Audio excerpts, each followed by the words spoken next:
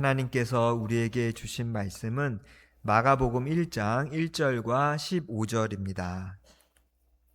제가 받들어 읽겠습니다. 하나님의 아들 예수 그리스도의 복음의 시작이라. 이르시되 때가 찼고 하나님의 나라가 가까이 왔으니 회개하고 복음을 믿으라 하시더라. 아멘. 기독교 용어 중에서 저희가 많이 쓰는 복음이라는 단어가 있습니다. 오늘 오전 예배 때도 목사님이 복음이라는 주제로 설교를 하셨는데요. 그리스어로는 유앙겔리온이라고 말하고요. 히브리어로는 베소라라고 말합니다. 우리의 말에서는요, 이 단어를 기쁜 소식이다 아니면 좋은 소식으로 번역을 하고 있습니다. 마가복음은요, 그런데 예수가 복음이라고 선언하면서 글을 시작합니다. 하나님의 아들 예수 그리스도의 복음의 시작이라. 그런데 원래 이 단어는요, 전쟁에서의 승리, 승전보를 알릴 때 쓰는 단어이거나 아니면 왕이 등극했을 때 그 즉위식 같은 아주 국가적인 기쁨을 선포할 때 쓰였던 그런 단어입니다. 그렇다면 왜 마가는 이 예수에 대해서 복음이다, 기쁜 소식이다 이렇게 이야기를 했을까요? 즉 예수가 복음이라는 이 선언은 마가에게 있어서는 전쟁에서 승리했다라는 승전보이거나 아니면 새로운 왕이 오셨다라는 그 등극으로 마가는 해석을 하고 있다는 것입니다. 실제로 마가는요, 예수가 하나님의 아들이자 그리스도라고 선언을 하고 있는데요. 하나님의 아들, 이것은 그 당시에도 굉장히 중요한 의미를 가지고 있습니다. 예수는 그저 아주 뛰어난 사상가, 사람들의 사상과 윤리의식을 고취시켰던 그 정도의 수준이 아니라 수많은 능력을 행했던 그런 그 정도의 능력자가 아니라 하나님과 본질적으로 동일한 신성을 가진 신이라는 그런 의미에서 하나님의 아들이라는 용어가 쓰였다는 것입니다. 이 당시에는 이 용어를 로마 황제에게만 쓰였는데요. 곧 신의 대리자, 신의 통치자라는 의미로 쓰였는데 마가는 이 칭호를 예수께 사용함으로써 로마 황제가 아니라 예수야말로 진정한 신의 대리자이자 통치자라고 고백하는 것입니다. 아마 로마 시대의 사람들이 이 편지를 보는 순간, 이 글을 보는 순간 가히 혁명적인, 굉장히 도발적인 그런 용어라고 할 수 있을 것입니다. 그리스도, 크리스토스라는 이 단어 역시도요, 굉장히 중요한 의미를 가지고 있는데요. 기름 부음을 받은 자라는 뜻으로서 보통 왕이나 제사장이 추대될 때 머리에 기름을 붓는 의식을 하게 되는데 거기서 유래된 단어입니다. 히브리어로는 또 우리가 잘 아는 메시아가 같은 의미입니다. 즉 마가는 예수가 유대 백성을 해방할 그 기다렸던 메시아, 즉 유대의 왕이라고 지금 선포하고 있는 것입니다. 제가 두 번째로 읽었던 15절은요. 마가복음에 등장하는 예수님의 첫 번째 설교였는데요. 마치 이것은 새로운 왕의 즉위식 같은 느낌을 줍니다. 때가 찼고 하나님의 나라가 가까이 왔으니. 이걸 좀 이제 해석해 보면요. 그 당시에 로마 황제로 대표되는 이 세상의 악한 권세가 무너질 때가 왔다. 그리고 새로운 국가, 하나님 나라가 가까이 도래했다라는 선언과도 같기 때문입니다. 회개하고 복음을 믿으라. 이 말은요. 그러므로 옛 정권, 로마 황제로 대표되는 악한 그 정권으로부터 돌이켜, 즉 회개하여서 이제 새로운 왕이 등극했음을, 이 기쁜 소식을 받아들이라 라는 초대를 예수님이 설교로 하셨다는 걸로 해석해 볼 수 있습니다. 그럼 여기서 우리는 질문을 해볼 수 있습니다. 아니 그렇다면 예수가 정말 로마 황제를 무너뜨리고 정치적인 힘을 가진 왕이 되려고 하신 걸까? 아니면 마가는 적어도 예수 그리스도가 죽고 부활하신 이후에 또 한 번 이 유대의 왕국을 만들려고 이렇게 복음서를 쓰는 걸까? 왜 마가는 예수를 복음이라고 그렇게 선언을 했을까요? 그 답은 16절부터 전개되는 본론에서 찾아볼 수가 있습니다. 마가복음 1장 25절, 34절, 39절에 보면요, 예수께서 귀신을 쫓아내시는 사건이 연이어 기록되어 있고요. 또 31절, 34절, 41절에는 예수가 질병을 치료하는 내용이 나오고 있고요. 2장 5절과 10절에는 죄를 용서하는 선언이 나오고 있습니다. 그런데요, 이 귀신, 질병, 죄, 이것은 이 세상을 지배하는 악한 영적 권세의 대표적인 상징물입니다. 즉, 예수는 이 악한 영적 권세로부터 승전보이고 정권 교체이다. 이것을 지금 마가가 이야기하고 싶어 한다는 것입니다. 이제 조금 더 자세히 살펴보도록 하겠습니다. 첫 번째로는요, 예수는 귀신을 쫓아내심으로 새로운 왕의 통치를 선언하고 계십니다.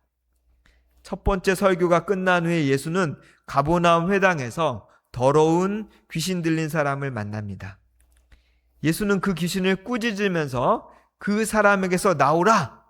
이렇게 명령하셨고, 그러자 귀신은 경련을 일으키며 큰 소리를 지르고 떠나갔습니다.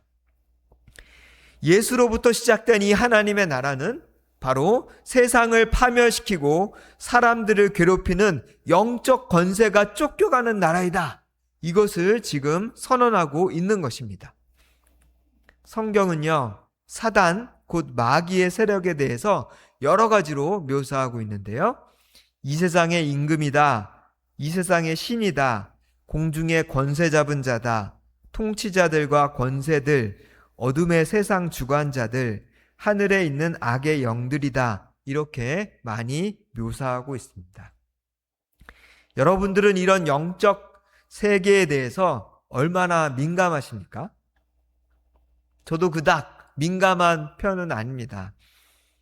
어제 밤까지도 설교문을 작성하고 설교 PPT를 작성하느라고 온 힘을 다 쏟고 나서 잠을 잔 이후에 오늘 아침에 뉴스를 보면서 깨닫게 되었습니다.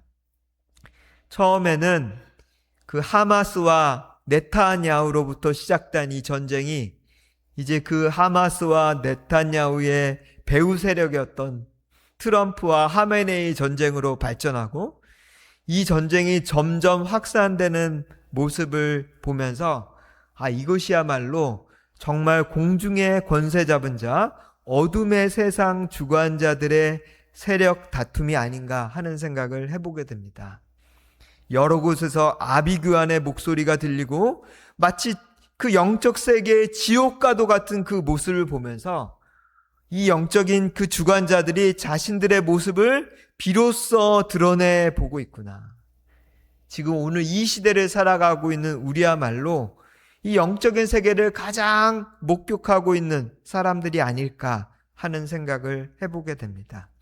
그 어느 것도 선한 것이 없고 악과 악의 충돌이고 힘과 힘의 충돌이고 결국에는 이 세상 모든 것들을 파멸시키는 그런 사단과 마귀의 세력의 권세임을 우리는 지금 목도하고 있는 것입니다. 그런데 성경은요, 이들을 가르쳐서 또 이렇게 묘사하고 있습니다. 그들은 참소하는 자다. 계시록 12장에 보면 그 상징이 등장하는데요, 이 사단의 세력들이 하나님 앞에서 사람들을 자꾸 헐뜯는다고 말하고 있습니다. 그래서 하나님이 이들을 심판하시도록 요청하는 모습으로 등장하고 있습니다. 지금도 귀신의 세력들은, 사단의 세력들은 우리를 계속 비난합니다. 우리 각자에게 너는 잘못되었어, 너 같은 사람은 하나님의 사람이 아니야, 이렇게 말하기도 하고, 또 다른 사람에 대해서도 계속 정죄하는 모습을 보게 됩니다. 베드로 전서 5장에는 보면요, 우는 사자로 또 묘사하고 있습니다. 삼킬자를 찾아 두루다니며 위협하는 포식자의 모습이죠. 지금 전쟁의 모습이 그렇지 않습니까? 자신의 그 권세를 지키기 위해서 더 많이 싸우라고, 어떤 사람들에게는 자신의 돈을 더 불리기 위해서 더 많이 가지라고 자꾸자꾸 삼킬 자를 찾아 파멸의 길로 인도하는 우는 사자와 같다라고 이야기하고 있습니다. 고린도후서 11장에 보면요, 광명의 천사라고도 묘사하고 있는데요, 오히려 이번에는 정반대의 모습입니다. 선한 모습으로 위장해서 사람을 속이는 거죠. 그래서 참 하나님이신 예수 그리스도를 떠나서 정말 나 같은 선한 어떤 존재를 믿으라고 속이는 존재로 이 세상에서 활동하고 있다는 것입니다. 너무나도 무시무시하고 실제적인 그런 존재들입니다. 하지만 새로운 왕 예수 앞에서 그들은 그저 온순한 존재들 뿐이라는 것입니다. 예수님이 그 사람에게서 나가라! 라고 명령했을 때 그들이 할 수 있는 말은 그저 이런 것입니다. 우리가 당신과 무슨 상관이 있습니까? 우리를 멸하러 왔나이까? 하면서 하소연하며 내쫓기는 것이 그들의 모습이라는 것입니다. 두 번째로, 예수는 질병으로부터 자유하게 함으로 새로운 왕의 통치를 선언하십니다. 시몬 베드로의 장모가 열병으로 누워있을 때 예수가 그의 손을 잡아서 일으키셨더니 열병이 떠나갔다고 성경은 기록하고 있습니다. 마가복음 옆에 누가복음이 있는데요, 누가는 이제 의사였는데 누가는 메가스 퓨레토스, 즉 아주 심한 열병이라고 기록을 하고 있고요. 그리고 또 아주 흥미로운 표현이 있는데 예수님이 열병을 꾸짖으셨다, 이렇게 표현을 합니다. 보통 우리가 이런 나무를 보고 꾸짖지는 않죠. 보통 꾸짖는다는 것은 어떤 인격적인 존재이기 때문에 꾸짖는 것인데, 누가는 이 질병을 인격화해서 예수님이 꾸짖었다, 이렇게 이제 표현하고 있습니다. 이 꾸짖었다는 이 에피티마오라는 이 단어는요, 주로 예수님이 귀신을 내쫓으실 때 쓰는 단어였는데 지금 질병에도 쓰고 있습니다. 왜냐하면 그 당시 세계관에서 볼 때는 질병 배후에 영적인 세력이 있다고 믿었기 때문입니다. 최소한 이 죄의 결과로, 악한 세력의 결과로 질병이 이 땅에 찾아왔다고 생각했기 때문입니다. 그런 면에서 누가는 예수가 단순히 뛰어난 의술을 행하는 의사, 아니면 마법사라기보다는 질병에게 명령하실 수 있는 절대자, 하나님의 아들, 신적인 존재다라고 말을 하고 있는 것입니다. 마가복음 1장에는요, 나병 환자를 치료하는 사건이 연이어 등장하는데요, 한 나병 환자가 예수를 찾아와서 자기를 좀 깨끗게 해달라고 간구합니다. 그때 예수님은요, 평소는 그냥 말의 권위로 병자를 치료하는 일들이 많으셨는데요, 이번에는 의도적으로 이 나병 환자에게 손을 대시면서 치료해 주십니다. 좀 이상하죠? 거꾸로 되는 게 맞습니다. 보통은 질병이 있을 때 손을 대서 치료해 주실 수 있습니다. 그런데 이 나병과 같은 전염병일 때는 가능하면 접촉을 안 해야 되기 때문에 그분의 능하신 말씀으로 치료하는 게 맞는 거죠. 그런데 오히려 거꾸로 지금 이 나병 환자에게는 손을 대심으로 치료하셨다라고 성경은 말하고 있습니다. 이건 어떤 의미를 가지고 있을까요? 보통은 균이 있는 사람이 균이 없는 사람에게 전파하는 부정한 것이 전염되는 것이 그냥 과학적인 상식이라고 할 수 있는데, 우리의 왕, 이 새로운 왕 예수는 거꾸로 자신의 이 깨끗함, 자신의 이 거룩함, 자신의 이 생명력이 오히려 균이 하나도 없는 존재임에도 불구하고 균이 넘치는 사람과 접촉했을 때 그 균을 멸하는 능력을 가지고 있다는 그런 선포이기도 합니다. 세 번째로, 예수는 죄를 용서함으로 새로운 왕이 도래했다, 이것을 선언하고 계십니다. 지금도요, 대통령에게 사면권이 있는 나라들이 많습니다. 우리나라도 마찬가지죠. 과거 왕정 시대의 권한이 일부 넘어온 것인데요. 전통적으로는 왕이 법을 만들고 집행하는 그 권력자이기 때문에 자기가 법을 만들었기 때문에 그 법을 어긴 사람들의 죄도 용서해 줄 수 있는 권한, 또 형벌을 면제해 줄 수 있는 권한도 왕이 가지고 있었습니다. 그런데 지금 예수님이 죄를 용서해 주는 권한을 행사했다는 것은 곧 내가 왕이다, 이것을 나타낸다는 의미라고 할 수 있다는 거죠. 가버나움 어느 집에서 예수가 설교를 할 때였는데요. 사람들이 중풍병자를 데리고 찾아왔는데 설교를 듣는 사람들이 너무 많기 때문에 집에 들어갈 수가 없었습니다.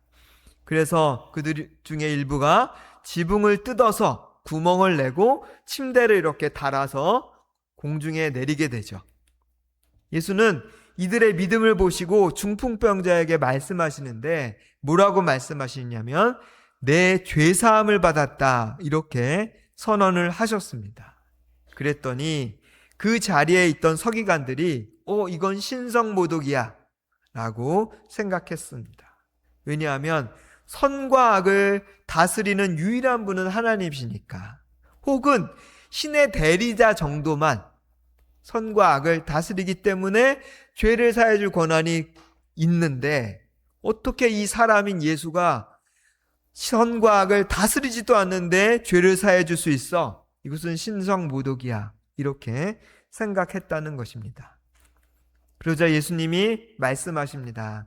인자, 예수님이 자기 스스로를 가르치는 호칭으로 즐겨 쓰셨던 다니엘서에 보면 이 인자가 나중에 이 땅에 오셔서 이 세계를 심판하시겠다는 그 의미의 인자, 그 인자가 땅에서 죄를 사하는 권세가 있는 줄을 너희로 하여금 알게 하기 위해서, 믿게 하게 하기 위해서 내가 이 능력으로 중풍병, 이 질병을 치료함으로 증명하겠다, 이렇게 하시면서 이 중풍병자를 치료해 주십니다.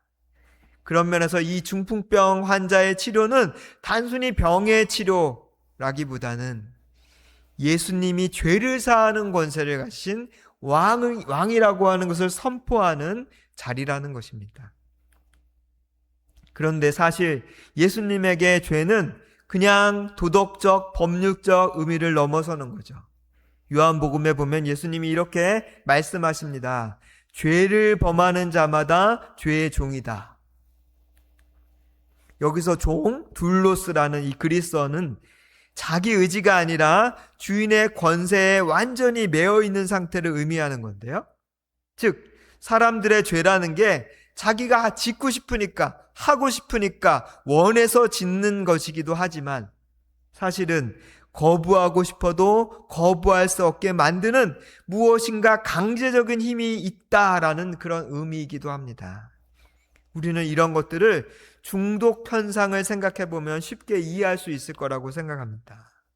가볍게 그것이 도박이든 술이든 쇼핑이든 게임이든 처음에는 내가 좋아서 내가 하는 거야 이렇게 생각했지만 나중에 갈수록 그 힘이 너무 강력해서 내가 도저히 그것을 할 수 없는 상황에도 그것을 하는, 마치 우리가 하나님 앞에서 예배드리는 것처럼 어떤 사람들은 그 어려운 환경, 할 수 없는 환경 가운데서도 게임 앞에 절을 하는, 예배하는, 게임을 통해서 게임을 예배하는 그런 중독의 모습을 보면서 역시 죄는 이런 힘을 가지고 있다라는 것들을 우리는 이해할 수 있습니다. 요한 1서에는 이렇게 기록되어 있는데요. 죄를 짓는 자마다 마귀에게 속했다. 즉,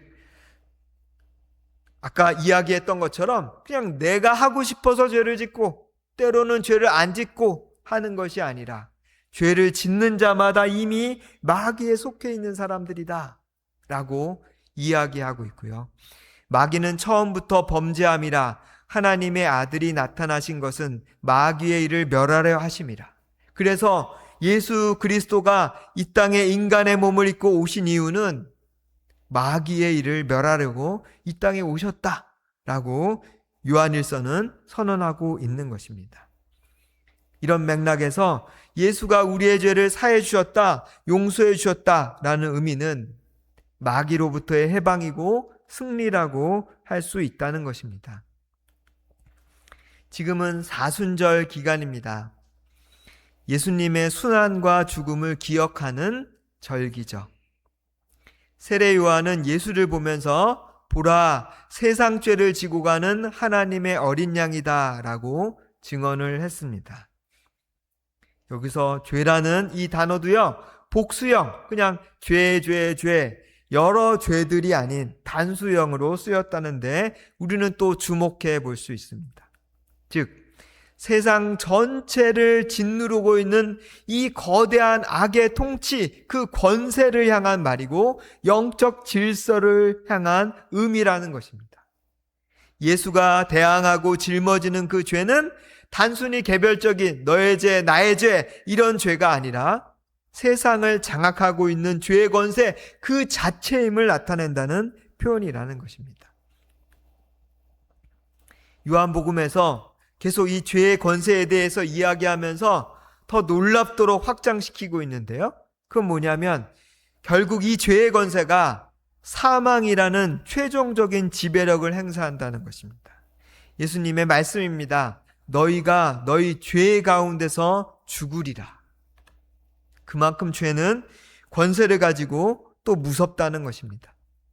그런데 그런 의미에서 이 사순절, 우리가 예수의 순환과 죽음을 기억하는 이 시간은 단순히 예수님의 그 고난이 너무 힘들었을 것 같아. 너무 아플 것 같아. 그 십자가의 그 고통이 얼마나 크셨을까. 죄송해요, 주님. 슬프고 고통을 기억하는 그 정도의 사건이 아니라 오히려 예수님의 이 순환과 죽음은 나에게 죄와 사망의 권세를 이기게 하신 사건이라는 것. 그래서 예수님의 죽음은 마귀의 나라를 멸하는 사건이고 하나님 나라를 도래시킨 결정적인 사건이라는 이 승리의 사건을 우리는 기억해야 한다는 것입니다. 히브리서 기자는 이렇게 기록하고 있습니다. 자녀들은 혈과 육계에 속하였음에 그도 또한 같은 모양으로 혈과 육을 함께 지니심은 즉 예수님이 인간의 모습을 입고 이 땅에 오신 이유는 죽음을 통하여 예수님이 순환을 받으시고 죽으신 이유는 분명한 이유가 있다는 거죠. 죽음을 통하여 뭘 하시려고 하시냐면 죽음의 세력을 잡은 자 곧 마귀를 멸하시며 마귀의 일을 멸하시기 위해서 죽으셨다라고 선포하고 있는 것입니다. 또 죽기를 무서워함으로 한평생 매어 종노릇하는 모든 자들, 죄의 종인 모든 인간들을 놓아주려 해방시키려 하심이다 라고 성경은 기록하고 있습니다. 이제 말씀을 맺으려고 합니다. 마가복음 2장에는요, 예수님이 그 중풍병자를 고치신 이후에 많은 세리와 죄인들이 예수님을 찾아와서 따르는 내용이 나옵니다. 그때도요, 또 서기관들이 예수를 비난합니다. 그랬을 때 예수님이 이 설교를 하시죠. 건강한 자에게는 의사가 쓸데없고 병든 자에게라야 쓸데있느니라. 나는 의인을 부르러 온 것이 아니요 죄인을 부르러 왔노라. 이제 예수님이 오심으로 새로운 왕의 통치가 시작되었습니다. 이제 우리는 과거의 우리의 주인, 우리의 통치자, 그 악한 권세, 공중의 권세 잡은 자들의 그늘에서, 영향력에서, 지배력에서 해방되었습니다. 그리고 옛 주인의 권세로부터 이제 돌이켜서 이 땅에 오신 새로운 왕을 영접해야 합니다. 그런데 감사한 건요, 이 왕은 우리 같은 죄인을 자기 백성으로 삼기 위해서, 내가 의인들을 만나려고 이 땅에 온 것이 아니야. 내가 건강한 사람, 똑똑한 사람, 유능한 사람, 그들을 위해 이 땅에 온 것이 아니야. 병든 자가, 그것이 육체적이든 정서적이든 정신적이든 영적이든 병들고 죄를 지은 죄인이라야 나를 필요로 해. 그래서 우리 같은 이 죄인을 자기 백성으로 삼기에 오신 진정한 왕이시라는 것입니다. 우리가 이 왕을 맞이하여 그 왕 앞에서 진정한 해방을 누리고 함께 승전가를 외치는 그런 모든 성도들이 되시기를 주님의 이름으로 축원합니다. 기도하시겠습니다.